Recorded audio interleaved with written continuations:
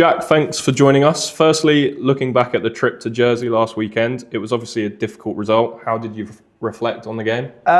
It was really disappointing, to be honest with you. I think everyone kind of saw it in their calendars as a big day for a variety of reasons, but the most important thing was try and get some points. And I think, considering how many fans came, we were really well backed. I thought they didn't deserve to see that sort of performance, to be honest with you. And there was a big reflection point, I think, in the dressing room after the game where we were very honest with ourselves, I think, and we were accountable for the things that we did on the pitch, to be honest with you. There were moments where actually we could have showed our quality and been better, but ultimately I think when it goes to 2, you still want to show that desire to win. And I think as time went on, did we believe in ourselves enough? I don't know, but from that sense, I thought it was quite disappointing. But we're a great bunch of lads. We will bounce back for sure.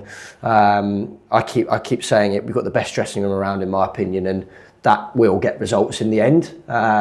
So that was disappointing. But the time that followed we had a lot of fun. We regrouped in a sense of making sure that we had a trip to enjoy afterwards. And on that sense, I think we can kick on from there. Yeah, and like you said, difficult result, but as you alluded to, brilliant away day. What was it like from a player's point of view post-match? I think that's the thing. It was epic. Once we kind of put the football to one side, I mean, for a few of us lads that have been here for a while, we would never have thought that we'd be able to have that opportunity just to fly on a plane to play for Hassocks. Like, it was quite discombobulating getting on a plane with Hassocks gear on and being like, okay, we're about to play football. It was all a bit weird, to be honest with you, in a great sense. And I think with that in mind, putting everything together, enjoying the night, it was one definitely for the memory books, particularly for me. Like, I've played quite a few games now, and I will, regardless of result, always remember that trip for the right reasons, which is good. Yeah, and like you said, brilliant turnout from our fans. What would your message be to those that made the trip?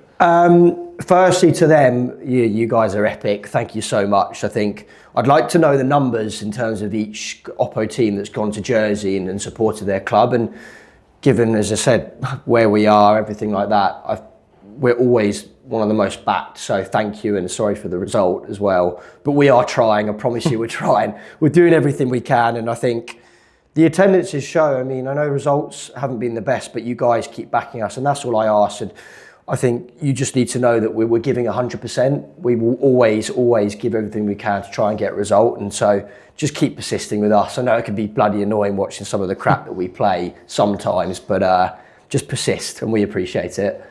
Yeah, great. And looking ahead to this weekend's trip to Merstham, how important is it for the group to respond and start turning some of those performances into results? I think it's so important. Like, I think, as I said, we were pretty honest in the dressing room on Saturday, and we know that.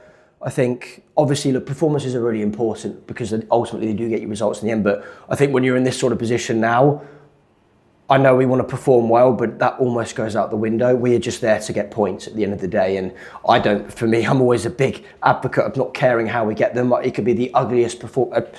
Honestly, I'd probably prefer that in some sense. It could be one of the ugliest performances, but we go in 1-0, 2-1, whatever.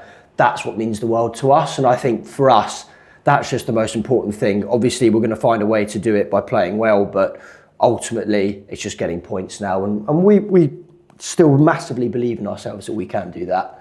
Yeah, great. And with Jamie Wilkes suspended and Dan Turner unavailable through concussion, how does the squad adapt and step up to fill those gaps? Well, I think with ease to an extent. Look, obviously, it's a shame that we missed those lads. They've been ever present, not just for this season, but for Hassocks in general, and they've got that energy and desire that I think's really pushed our club, not just this season, but previous seasons. So obviously, it's a shame to lose them.